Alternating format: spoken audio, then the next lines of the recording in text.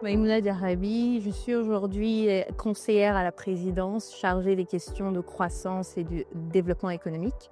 Concrètement, je pilote au niveau du cabinet du président le programme Simandou 2040. Avant d'être en Guinée, c'est-à-dire il y a de cela 6 mois, j'étais associate partner chez McKinsey, où j'ai passé 8 ans de ma carrière à travailler sur le secteur minier et du conseil au gouvernement, dans le cadre de la transformation structurelle que certaines de ces entités avaient à mener. Avant cela, j'ai débuté ma carrière chez Rio Tinto, dans le secteur minier. Quelque part, en regardant en arrière, j'ai l'impression que ma carrière m'a préparée au rôle que j'ai aujourd'hui. J'ai passé 3 ans à comprendre le secteur minier, ce qui motivait les acteurs miniers. Mon pays étant un grand pays minier avec la bauxite, minerai de fer maintenant. Puis par la suite, après mon MBA, j'ai transféré chez McKinsey. 2 choses me définissent généralement. La première, c'est cette envie de faire une différence, cette envie d'avoir un impact qui va au-delà de ma personne. Et l'autre chose, c'est cet amour que j'ai pour l'Afrique. Donc vraiment, de manière assez ouverte, je me préparais à un retour en Afrique et surtout un retour chez moi, en Guinée. Et donc toute cette expérience m'amène aujourd'hui où je suis. Pour moi, je le dis souvent, ce que je fais ici aujourd'hui, c'est comme le prochain projet chez McKinsey. C'est-à-dire aider un pays à concevoir une stratégie de développement, aider un pays à mettre en place les structures nécessaires et la gouvernance nécessaire pour justement exécuter ce programme et ce plan. Donc, j'apporte la même rigueur, la même intensité au travail, parce que je sais que les défis sont grands. J'ai grandi en Guinée, j'ai eu à voir la pauvreté, j'ai eu à voir les challenges et les défis, malgré toute la richesse que nous savons que nous avons.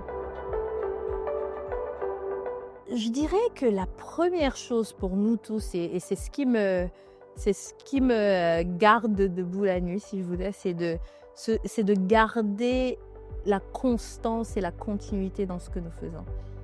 Mettre en place ce programme qui, honnêtement, est l'un des plus ambitieux que nous ayons eu à voir en Afrique de l'Ouest, va prendre beaucoup de ressources humaines, beaucoup de ressources financières.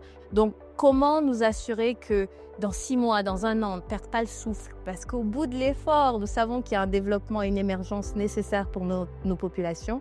La deuxième chose, c'est le capital humain. Il faut que nous investissions dans la jeunesse et dans l'éducation guinéenne. Si nous n'avons pas des talents à tous les niveaux de la société, nous ne pourrons pas y arriver. Aujourd'hui, le programme que nous avons mis en place est un programme qui nécessitera un capex d'à peu près 200 milliards de dollars, sur 15 ans évidemment. Et ce capex, l'État tout seul ne peut pas le supporter. 70% du programme doit venir d'investisseurs privés.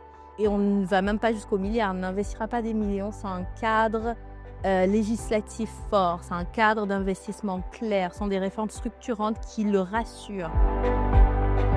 L'enjeu pour nous, c'est de s'assurer dans les 12 prochains mois, on parle de 12 mois, de mettre en place 36 réformes structurantes.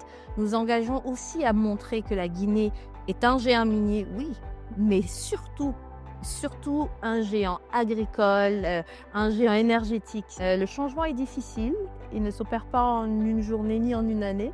Donc, souhaitez-nous d'être résilients dans notre quête de développement. La deuxième chose, souhaitez-nous beaucoup de financement. Nous essayons de promouvoir une nouvelle Guinée, une Guinée souveraine, une Guinée smart, une Guinée qui voit vers l'avant. Et nous avons besoin de partenaires pour la réalisation de ce programme ambitieux.